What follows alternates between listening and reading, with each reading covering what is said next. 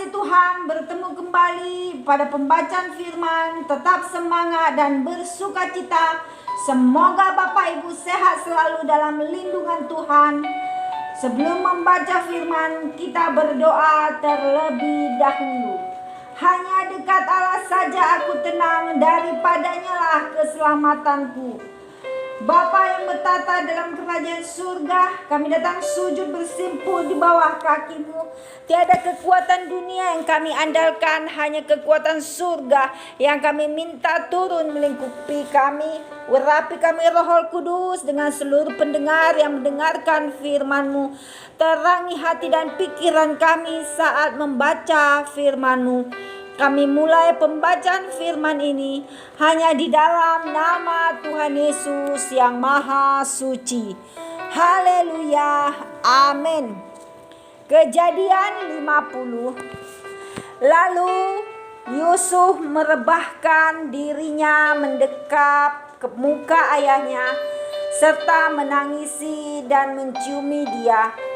Dan Yusuf memerintahkan kepada tabit-tabit, yaitu hamba-hambanya, untuk merempah-rempahi mayat ayahnya. Maka tabit-tabit itu merempah-rempahi mayat Israel.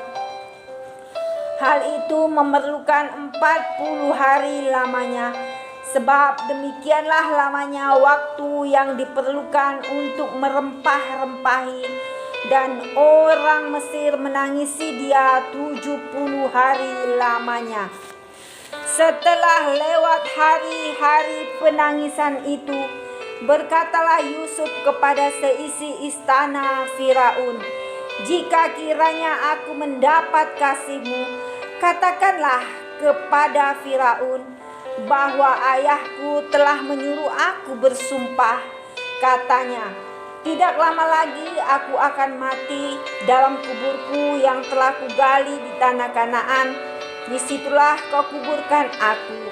Oleh sebab itu izinkanlah aku pergi ke sana, supaya aku menguburkan ayahku, kemudian aku akan kembali." Lalu berkatalah Firaun, "Pergilah ke sana dan kuburkanlah ayahmu itu, seperti yang telah disuruhnya engkau bersumpah." Lalu berjalanlah Yusuf ke sana untuk menguburkan ayahnya, dan bersama-sama dengan dia berjalanlah semua pegawai Firaun, para tua-tua dari istananya, dan semua tua-tua dari tanah Mesir, serta seisi rumah Yusuf juga, saudara-saudaranya, dan seisi rumah ayahnya. Hanya anak-anaknya serta kambing domba dan lembu sapinya ditinggalkan mereka di tanah Goshen. Baik kereta maupun orang-orang berkuda turut pergi ke sana bersama-sama dengan dia, sehingga iring-iringan itu sangat besar. Setelah mereka sampai ke Goshen Hatat yang di seberang sungai Yordan, maka mereka mengadakan di situ ratapan yang sangat sedih dan riuh. Dan Yusuf mengadakan perkabungan 7 hari lamanya karena ayahnya itu. Ketika penduduk negeri itu, orang-orang Kanaan, melihat perkabungan di Goren Hatat itu, berkatalah mereka, "Inilah perkabungan orang Mesir yang amat riuh." Itulah sebabnya tempat itu dinamai Abel Misraim, yang letaknya di seberang Yordan. Anak-anak Yakub melakukan kepadanya seperti yang dipesankannya kepada mereka. Anak-anaknya mengangkut dia ke tanah Kanaan, dan mereka menguburkan dia dalam gua di ladang Makpela yang telah dibeli Abraham dari Efron, orang Het itu, untuk menjadi kuburan milik, yaitu ladang yang di sebelah timur Mamre.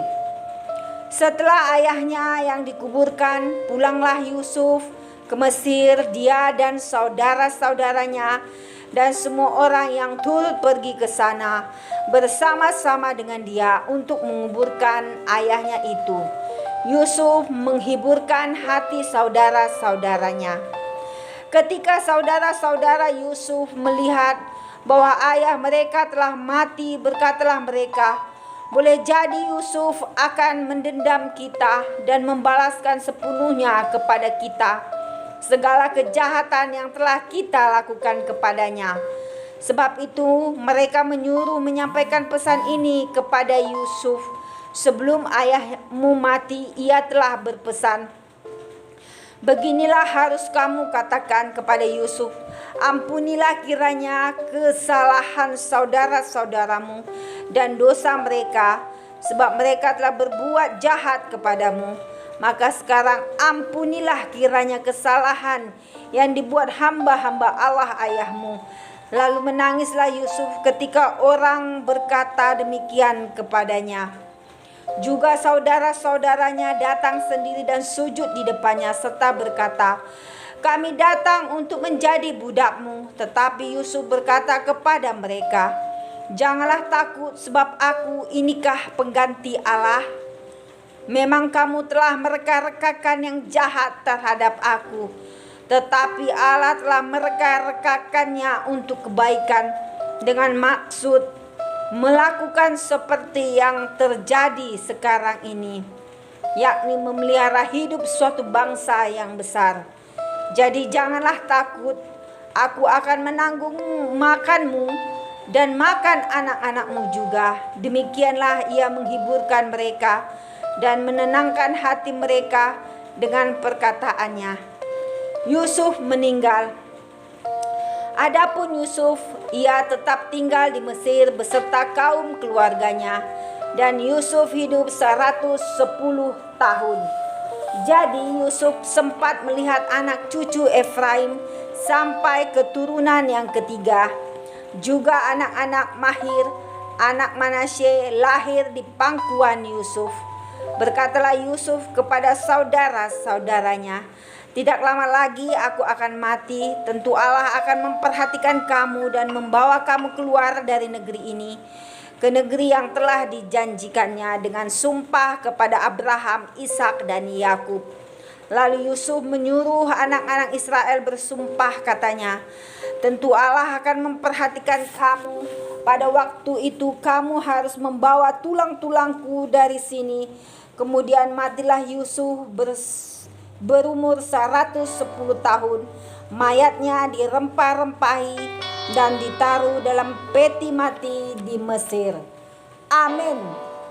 Terima kasih Tuhan Yesus yang maha baik. Kami sudah memperdengarkan dan mendengarkan firman-Mu hari ini. Berkati para pendengar channel YouTube ini. Berikan kesehatan, rezeki, kekuatan iman yang baru dalam menjalani kehidupan hari ini.